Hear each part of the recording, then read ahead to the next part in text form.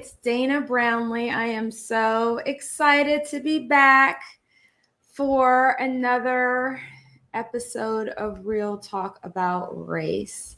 So please let me know in the comments where you are joining from. Love, love, love to see who's on here. Let me hop over. Hey, Ken. Ken's got a question. How do I view this event? Is there a link? Let me see. In the event page, there is absolutely a link. So you guys let me know if you're on. Just go ahead and send me a comment. Let me know if you're on, because if there's a technical problem, I want to know. I'm just responding back to Ken real time. All right. So, yes, let's see who we have. We got lots of people. Sylvia, hey. Atlanta, Melody. I'm in Atlanta. Oh, no, that's Minneapolis. I didn't get to it quick enough. I saw Atlanta by the time I clicked it with somebody else. Hey, Brittany. Thank you so much for joining. Latricia, love that name. Hey, thanks for joining from Plano. Is it Karan? I hate to butcher people's names, but thank you so much for joining from Winnipeg. We've got UK in the house. Another person from Canada, Melissa from Chi-Town. Thank you so much for joining. Thank you, Dina. I am so excited to have everybody joining today. And I really, really take this seriously. I really respect your time. Someone from Chile, thank you so much for joining. I really, really respect your time.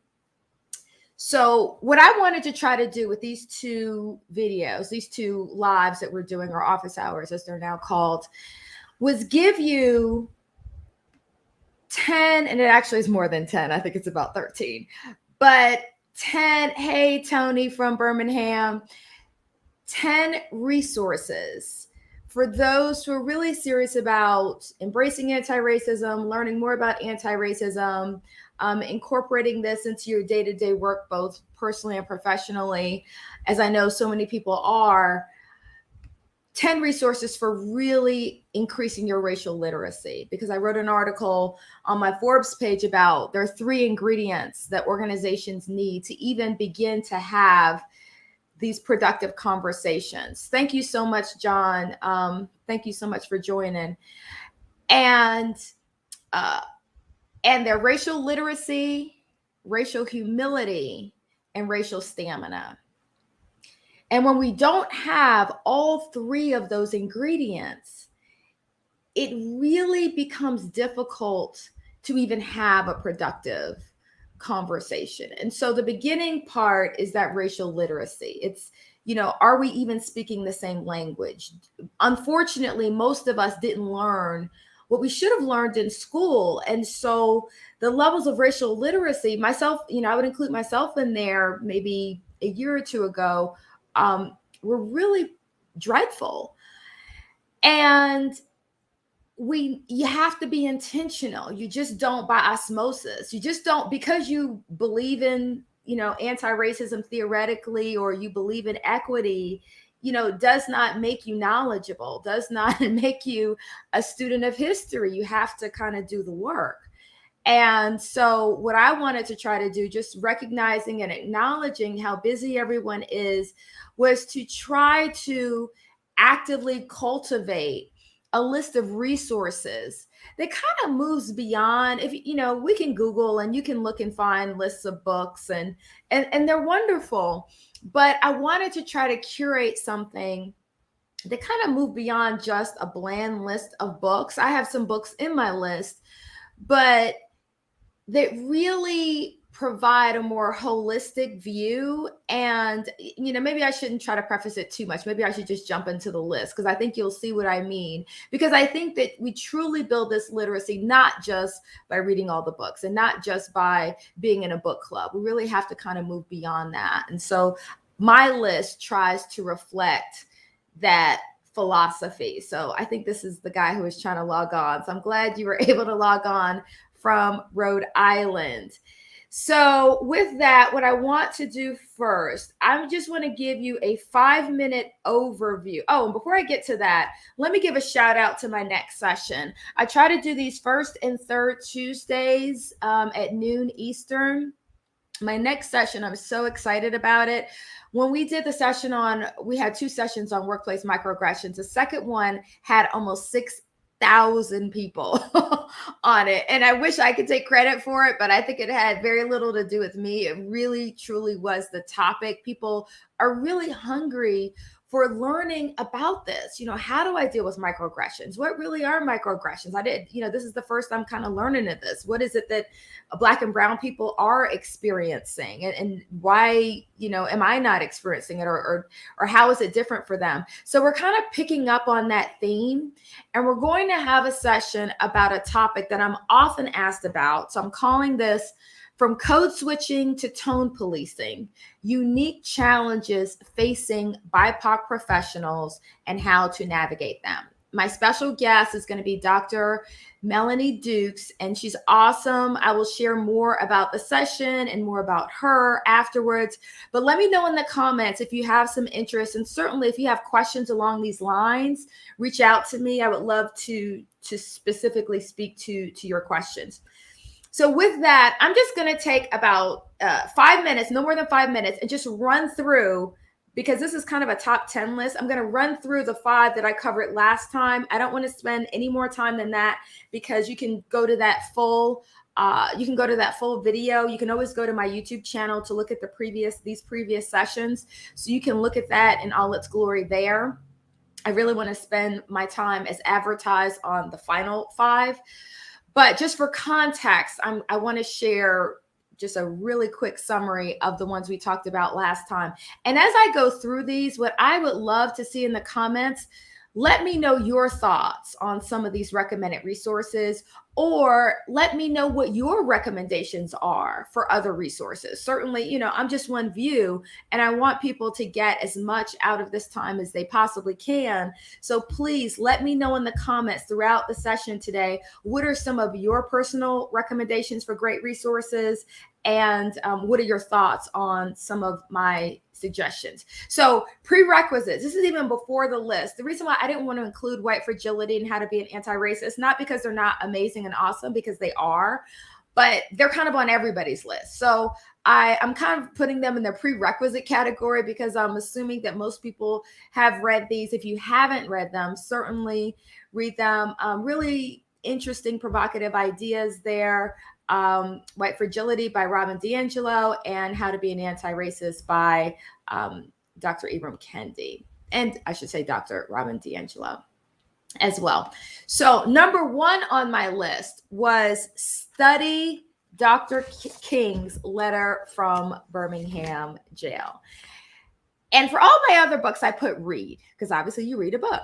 For this one, I put study, and I put that intentionally. Like, you can see my copy. Okay, this is just one of my copies. I am obsessed in the best way with this letter. There is so much to be derived from this letter. If you're in any way interested in my analysis, just Google my name with letter from Birmingham jail, and you'll see a full article that I wrote for Forbes on this. But there are so many connection points between what he talked about writing this letter and today. And so there's just so much amazing, wonderful stuff here. Again, let us know in the comments your thoughts on that, or your takeaways, having read the letter yourself. But please study Dr. King's letter from Birmingham jail. If you've never read it, I would say don't let the sun set today before you read that letter. It's only a few pages. You can read it probably in 5 to 10 minutes, but that would be my absolute number 1.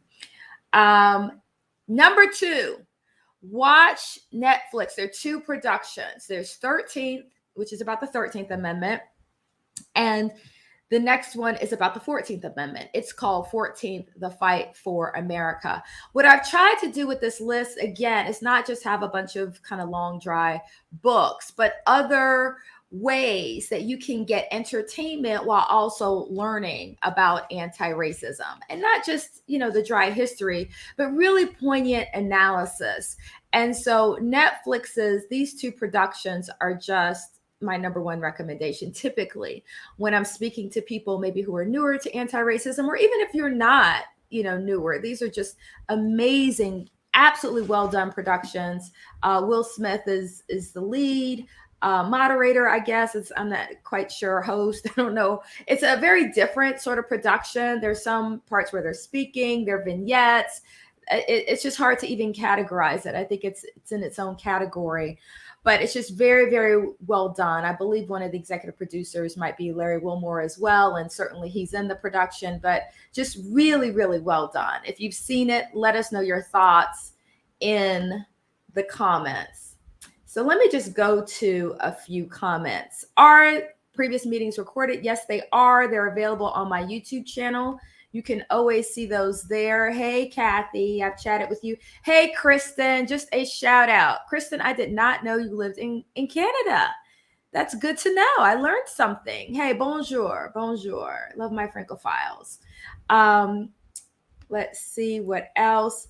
Yes, My Grandmother's Hands by Resmaa Menakem has been life-changing and transformative. I have read his work. It's an amazing work. He talks about the generational trauma that racism has caused. And so it's an amazing book. It's been on the New York Times bestseller list. It's not a long read, so I would highly, highly recommend his work. Hey, Kristen.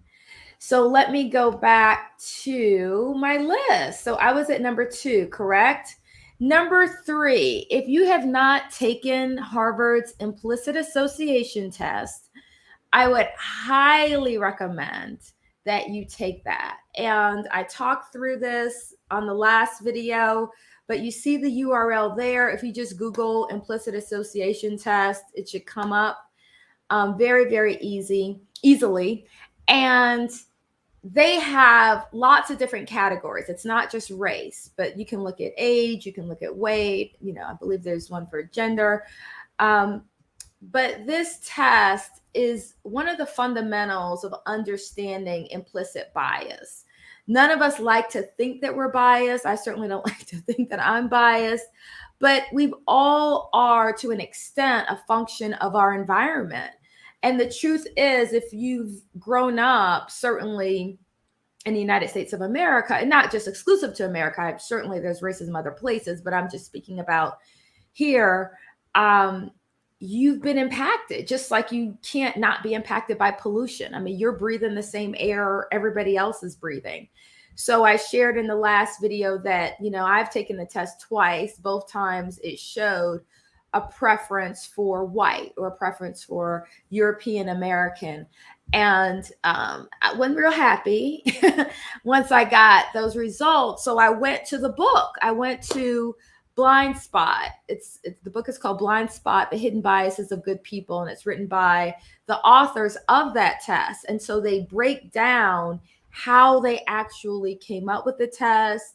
They analyze the findings. They really connect the dots in terms of how implicit bias works, and how, even though we think we might be different, or we might be special, or we might be different because we have a Black friend or a Black mother or whatever it is, that virtually all of us have hidden biases. And I love that subtitle. It's The Hidden Biases of Good People, because it really tries to challenge the myth. And Robin DiAngelo speaks about this in White Fragility as well. It's not about a good, bad binary. It's not about being a bad person.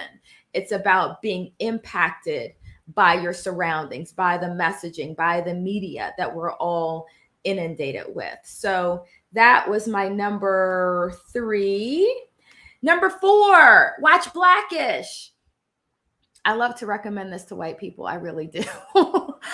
Because Blackish is just so wonderful. You're not going to learn everything in a book. You're just not. And I think that this show does a brilliant, really smart job of talking about the nuances of Black culture, of sharing a lot of things about Black culture, Black family, about, things that we think, to the extent that anything can. I mean, obviously we're not monolithic, but things that we think but might not say, or just subtle things, kind of inside secrets. This is kind of inside baseball on Black people. So if you don't have a lot of Black friends, it's not anything to be ashamed about. I don't have a lot of white friends, honestly, in my personal friendship circle. Unfortunately, I think that that's true for a lot of us. Watch Blackish. It's just brilliantly done. It's wonderful. It's great entertainment. And I think it kind of lets you in on a lot of things you might not otherwise be privy to. And then this wasn't the last one. Now I have 6. So the next one was actually 2 books by the brilliant Pulitzer Prize winning author Isabel Wilkerson. So there's Caste, The Origins of Our Discontents. And then prior to that, she wrote The Warmth of Other Suns. So if you're looking for some books to read, these are just amazing, well-documented, just amazing, so much research that she did for these books. And so again, I don't want to start to get into it. Watch the previous video to learn more about that. Number 6 is not a book that's really about race or racism. If you're not familiar with Malcolm Gladwell, he's, brilliant. I've read probably 5 or so of his books, always very, very well researched. The thing I love about it, I'm kind of a data person. I like to have hard facts and data to support a lot of my analysis and my conclusions and my assertions. And so in Outliers, he's analyzed uber successful people and really tried to look at this meritocracy myth. And so in the book, he really kind of burst the bubble of the meritocracy myth, meaning that people who are uber successful, they kind of did it just because they're more brilliant than everyone else. And so he looked at a lot of classic examples and found that, yes, they were brilliant, but they also had unique advantage and unique opportunity. And so when you look at that through the lens of race, it's really interesting. It's easy to see how clearly Black and brown people have been significantly disadvantaged. And when you're in a position where you don't have that same advantage and that same opportunity, interestingly enough, there's less, you don't find as many of those Black people becoming uber successful. So, because we're missing many of us are missing 2/3 of that formula. And those 2/3 being the significant opportunity and the significant advantage. So I'm just going to pop over to some of these comments. Yes, Blackish has been so much more eye-opening than I would have expected. Thank you. It's brilliant. I mean, it's a brilliant production, even beyond race and racism, but it's interesting what you will learn. I shouldn't say we're all, most of us are kind of in our own little bubble. We tend to socialize with people who kind of are like us and share similar cultural background, etc. So when you get outside of that bubble, it's amazing how eye-opening that can be. So lots of people saying thank you. So someone else saying, love Blackish. They tackle such great issues brilliantly. Sometimes I'll get questions about, kids. How do I introduce some of these topics to kids? I think Blackish is a great one because it's a Black family. Why not watch it with your kids, with your entire family? Because it provides a wonderful opportunity to have some of those conversations in a way that's not threatening and doesn't feel as uncomfortable. Because some of them certainly are uncomfortable conversations. So just more people saying that they love Blackish. Here's a resource for building your anti-racist vocabulary. Yes, what a classic. Zora Neale Hurston, Their Eyes Were Watching God. What a wonderful, wonderful classic. So let me now launch into what you guys showed up for, which is my next 5. It's actually 6, I think. So number 1 on this list of more resources is HBO's brilliant show, Last Week Tonight with John Oliver. Now, interestingly enough, I don't even watch the show. I think I've seen 1 or 2. I don't even watch the show. This man is brilliant. Okay. I learned of his work. I learned of his show through social media, primarily through LinkedIn. And people started sending me his videos. And so it's 30 minutes. The videos are, 25-ish minutes. So it's not a huge time investment. And they are hilarious. I don't know anybody else on the planet who can handle this topic of racism with such seriousness and responsibility and such accuracy, and in such a credible, responsible way, and make it funny. I just haven't seen it. I've railed recently on Bill Maher. I'm not going to get off on him. If you're interested in that, go to my Forbes page. I've got my thoughts are there. But John Oliver, I've not seen anyone do this. I certainly can't do it. And I wanted to include this again, just like the Netflix show. This is heavy stuff. I mean, it really is heavy stuff. It's important stuff. We need to go through the history, but we also need to protect our mental health, don't we? Sometimes I need a break. I need a laugh. I need, I need a break from the trolls. I need to, I want to keep learning, but maybe I don't want to be as serious. And his show is just brilliant. What I would recommend, if you're interested, because he's been on for so long, is to actually maybe just go to Google and try to find on YouTube the specific videos that deal with race. So if you Google his name and then put in like race or racism, you'll find them. I think I've watched 3. There's one that's on housing discrimination, which is absolutely brilliant. There's one just about racism in general. And I'm getting ready to post a couple articles on Forbes that give this list of resources. I'm actually going to include a link to that one. There's another one. I can't remember the specific topic, but Google his videos. They truly, truly are brilliant. And so Kristen is agreeing. Someone is agreeing with me on on Bill Maher again. Again, if you're interested in my thoughts, just go to my Forbes page because I've got a lot there. So let me go back to my list. All right. So we talked about number 7 was John Oliver and his videos. Number 8. This one, I'm thinking about the time management issue again, because again, I realize we got kids, we got work, we got businesses, we got all this stuff that we're doing, but we really are serious about anti-racism, but we may not have 2 hours a day. I love this because it's habit forming. It keeps anti-racism front of mind. And it's the smallest time commitment. Literally, these little articles that EJI will send you, the Equal Justice Initiative, you can read them in 5 minutes, okay? And most of us, no matter how busy you are, you've got 5 minutes. So I've made a commitment. I signed up. You can just go to, I think it's eji.org. For those of you who aren't familiar, the Equal Justice Initiative was started by Brian Stevenson. He's the brilliant attorney who's behind the movie and the book Just Mercy. Many of you have probably heard of that. They are just a wealth of information about slavery, about the Jim Crow era, about lynching in this country. They've done so much study with lynching, just a ton there.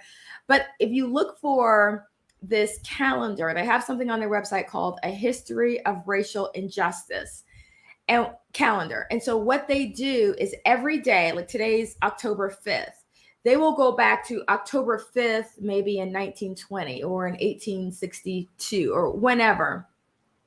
And they will send you an interesting fact about related to racial injustice that happened on that particular day.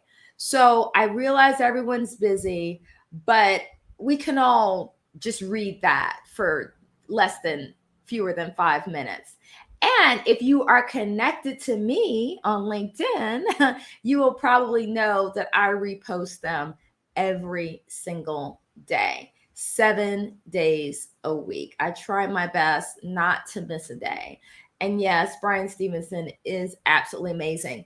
But just a little bit on that, to that point about me posting every single day, I know that there's some who probably look at that and think, oh, it's too much, or why are we talking about, white lynch mobs from 1930? That's so long ago. Why is this even relevant? Let me tell you why I do that. And let me tell you why I think it's relevant.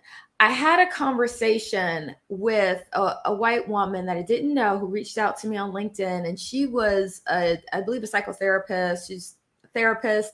And she was working with a very well-known university. And she was working in the diversity and inclusion space. And in particular, speaking to white audiences that were pretty uncomfortable talking about race and racism. And she was kind of trying to extract from me, get some coaching from me in terms of, tips, techniques, suggestions for how do you deal with that when you've got a white audience who's very defensive. It's like when you bring up race, they become really defensive. And certainly, that's a hard nut to crack. And it's not just white audiences. Sometimes it's Black and brown audiences as well, to be perfectly candid. But my view on it, because I'm not in the conversion business. I'm absolutely not in the conversion business. I'm in the truth-telling business. And I think that there's really a difference, because I think that people are grown. I think people are going to do what they want to do and what they choose to do. But I reflected back to her a quote that I had heard decades ago, and I can't recall exactly. I think it might have been Dale Carnegie. But someone said, the best way to get someone to do something is to get them to want to do it. Okay? It's not about getting them to do what you want. It's about getting them to authentically want to do it. Okay? And that's very different.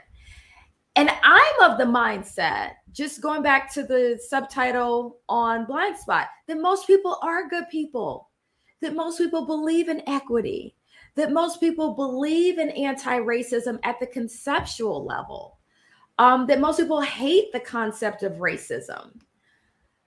But unfortunately, most people just don't have the information. Most people didn't learn what they should have learned in school. Most people buy into the fairy tale version of our history that said, oh, the bad stuff was hundreds and hundreds and thousands of years ago. And as soon as we realized that we were doing something bad, we fixed everything and we changed all the laws and everything's been great since. So now anytime you see inequity or a gap, it's because of that person. It's because they did something wrong. It's too easy to kind of believe that. So that's why I drive home the history, the information, the data.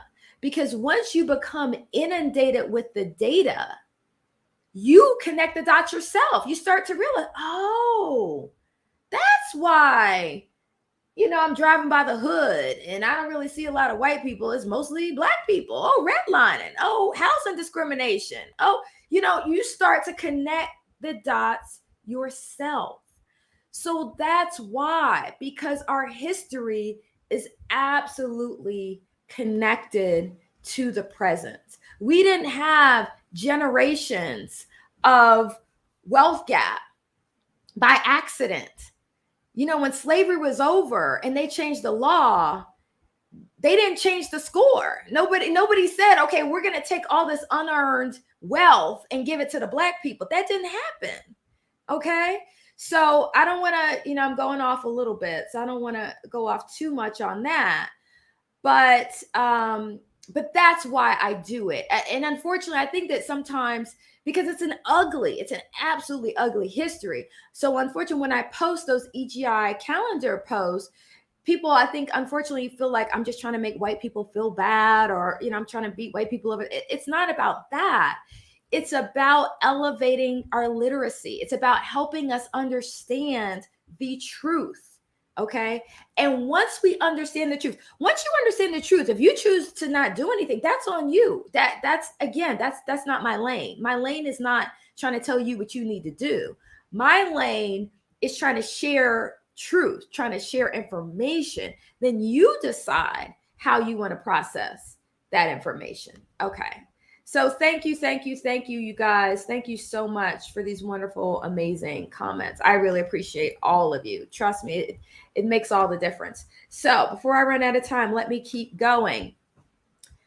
I could not leave this out because I'm lying to you or anybody's lying to you if they say, oh, if you read these 10 books, you're good. No, there is so much that you're not going to know about microaggressions, about Black culture, about differences. I say Black, it's Black, brown, differences within different racial groups. We're not all the same. We don't have all the same issues, perspectives, even within a particular racial group. Colorism, that's an issue.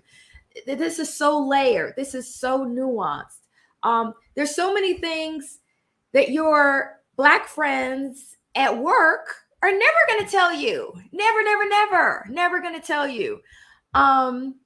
So that's why I say you're never going to have that full level of literacy until you really do have authentic multicultural friendships. Okay? You're just not. I mean, think about how you talk to your real close friends versus how you talk to people at work. Think about it. I remember many a day at work when I was running to my car to call up my friends, my real friends, to tell them what had just happened and about how I was about to go off, but I was trying not to lose my job that day. Okay. So just think about the difference in the conversation that you have between your colleagues, your work friends, and your real close personal friends. Oftentimes it's night and day. And the truth is, we will achieve another level of progress once we have those levels of authentic multicultural friendships. So, the hard thing is how you go about doing it. So the reason why I put the word organically there is because, one of the worst things you can do is, go up to somebody and ask them to be your Black friend. And I'm saying that tongue in cheek. I mean, obviously I know no one's doing that, but I do think that, when these events happen, in the news, George Floyd happened and Amy Cooper, and, we could go on and on. Oftentimes white people will feel this urgency or feel almost embarrassed because they don't have a Black person kind of in their network. And I kind of get that because I don't, I do have a few white people I would consider friends, like real friends, but, they're not a lot. And that, I wouldn't say that was, for me, that happened organically. I have one that I went to business school with, so we were together over a period of time.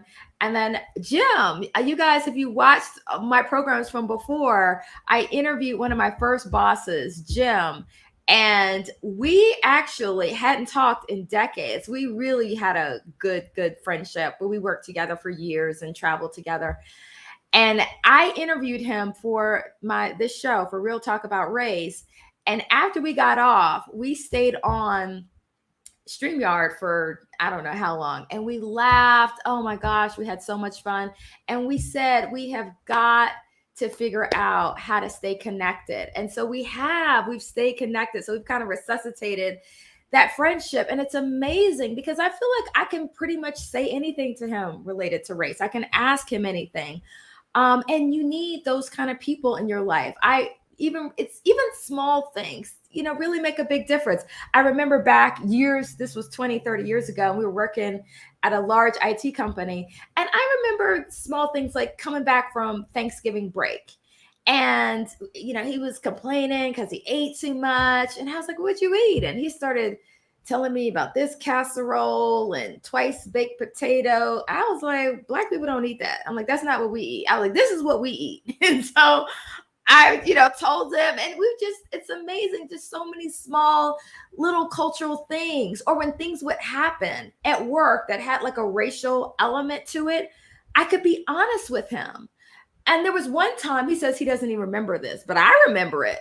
when he came back to me after a meeting, and there were no Black people at the meeting that he went to. And so he said to me, he was like, the Black people get screwed around here. And, I loved him for that, so we could have another level of conversation.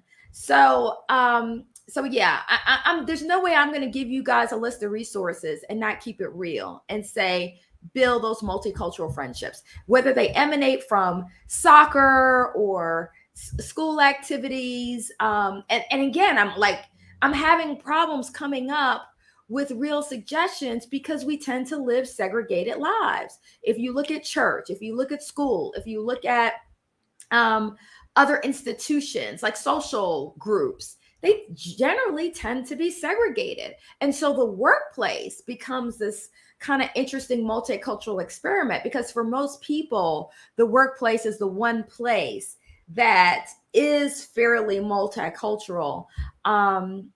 So that becomes a natural opportunity for building those relationships. And so I'm just clicking over to some comments. Thank you so much, Leslie. I so appreciate you. I really, really do. All right, so let me go back to my list. I keep saying I'm trying to get these shorter. Okay, so we talked about, yes, this was the last one. I said authentically or organically try to build these authentic relationships. Now, let me go to some books because I have stayed away from the books. Read Ira Katznelson's When Affirmative Action Was White, An Untold History of Racial Inequality in 20th Century America. If I were to ask you guys, when did affirmative action start? Let me just ask you, when, well, you probably, now I've kind of tipped you off because I read the book title. But if I asked you when affirmative action started, you probably would say, hey, the 60s, maybe the 70s, because that's what we think of when we think affirmative action, right? We think about when those programs started. After I think JFK signs an executive order that kind of kicked things off. But that's what we tend to think about. We think about Black and brown people getting something special. We don't think about real affirmative action. We don't think about white people benefiting from affirmative action. We only tend to think about affirmative action in the sense of Black and brown people benefiting. And so I love the fact that he's written an entire book with that perspective through the white lens. Okay. So yes, she put up there 1492, but just a little bit from the book. I mean, obviously many of us know about the Indian Removal Act of 1830, where essentially they cleared out the Indians to make room for who? White people. Okay, that's advantage. That's benefit. They didn't earn that. They took that. Okay. Then the Homestead Act, 1862, they gave away millions of acres of land. Okay. Black people weren't able to get that land. That was a set aside for white people. Okay. So it's amazing when you shift your thinking. Think about FDR's New Deal after World War II. They wanted to create the middle class, but they weren't creating the middle class for everybody. They were creating a middle class for white people. Okay. The New Deal specifically at the urgence of white Southern Democrats specifically lobbied FDR and said, we want to ensure Black people are not benefiting from this. So they specifically, for decades, had an exception for Social Security that excluded domestic workers and excluded agricultural workers, because they knew that that was an easy way to exclude almost all Black people. Okay. We know about redlining, getting mortgages, creating the 30-year mortgage, but everybody didn't have the benefit of that 30-year mortgage because they had to go to local banks and get a loan. And Black people for the most part, were excluded from that. The GI Bill, yes, the GI Bill was amazing. I bet you, if you're a white person, talk to your grandparents, look back in your lineage, and start to ask the question about how wealth was created within your own family. For many people, the GI Bill was transformative because those, mostly men, came back and were able to benefit. They were able to get education, they were able to get loans, but those were white men. The Black men were still sent, even though it was a federal program. So federally, on paper, Black men should have been able to get it. My husband's grandfather, before he died, that was something he always talked about, how he never got the benefit of the GI Bill. But guess what? Even though it was a federal bill, there was local implementation. So those Black men had to go to a local bank to get their money or to be approved for a loan. And so those local banks just simply didn't approve it. Or what about the education they were supposed to get? Well, guess what? They couldn't go to a white institution. They weren't able to go to a white institution. Do you think there were enough Black institutions to enroll all the Black men coming back who had the GI Bill? No, there weren't enough Black institutions. So again, there's so much to learn about real affirmative action. And unfortunately, we tend to, again, that's where bias comes in. Because I promise you, I'm included. When I say affirmative action, I think the more recent affirmative action. And I think Black and brown people. But white people, white women also have benefited more from affirmative action than any other group. So that's also something of note. But I love his book.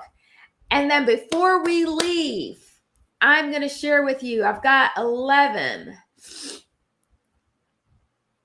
My last recommendation. Let me know in the comments if you've read this book. Slavery by Another Name. He won the Pulitzer Prize. Douglas Blackman. He's a professor at Georgia State. I've never met him. Would love to meet him. The Re-Enslavement of Black Americans from the Civil War to World War II. I just checked my Audible before I hopped on here because I want, again, I'm all about data and accuracy. After George Floyd, I really leaned into anti-racism in a real way. For me, I decided I'm going to learn, I'm going to teach, I'm going to grow. Since George Floyd was killed, I've read 66 books. Actually, I've listened, to be honest, 66 books related to race or racism, 66. Out of those 66, this book impacted me, changed me more than any book. Okay. For those of you who've read the book, I would love to hear your thoughts in the comments. I'm almost speechless, you could tell. The book chronicles the fact that the Civil War didn't really end slavery. The 13th Amendment didn't really end slavery. That after that, for about 80 years, an estimated 800,000 Black people were re-enslaved through a horrific system called convict leasing. Okay. And so this is the system where individual states would develop these draconian laws. They call them the Black Codes, that basically were a cover for arresting Black people for just random things like not being able to prove that you were working, not having a work contract within the first few weeks of the year. They criminalized not being employed because they essentially wanted you to force you to have to be employed. Talking too loud around white people, loitering, just whatever random trumped up charge. So they would arrest these people, and then the prisons would loan them out to individual farmers. So these individuals who had the slaves, they weren't going to not have the slaves anymore. So they still needed the slaves. So now they would just go to the prisons and essentially just get slaves. Because remember, in the 13th Amendment abolished slavery except for punishment of a crime. So that was the loophole that the government used to continue to support slavery. And when you read this book, he chronicles a particular man and his family.